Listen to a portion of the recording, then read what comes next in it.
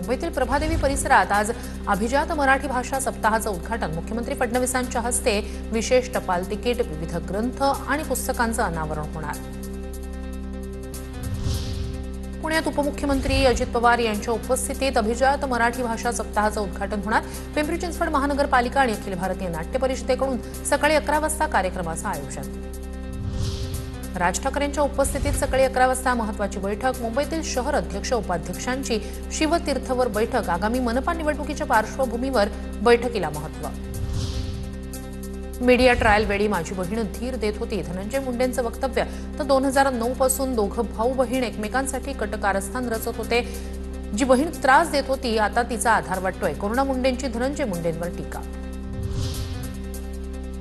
भारतातील लोकशाहीवर हल्ला होतोय, सरकारी संस्था कमकुवत करून विरोधी पक्षाचा आवाज दाबण्याचा प्रयत्न।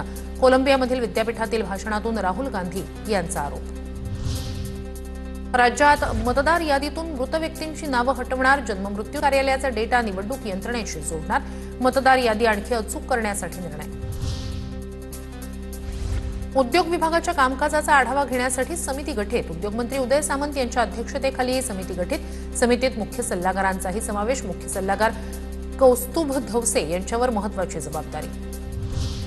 सणासुदीच्या काळात केंद्राकडून महाराष्ट्राला 6,418 कोटींचा आगाऊ हप्ता। अजित पवारांकडून पंतप्रधान आणि केंद्रीय वित्तमंत्र्यांचे आभार। या रकमेचा राज्याला निश्चितच उपयोग होईल, अर्थमंत्री अजित पवार यांच्याकडून विश्वास व्यक्त। अंमली पदार्थांच्या रॅकेटला आळा घालण्यासाठी टास्क फोर्सची स्थापना। टास्क फोर्सची विशेष पोलीस महानिरीक्षकांवर जबाबदारी। राज्य गृह खात्याकडून 22 कोटी 36 लाखांचा निधी मंजूर।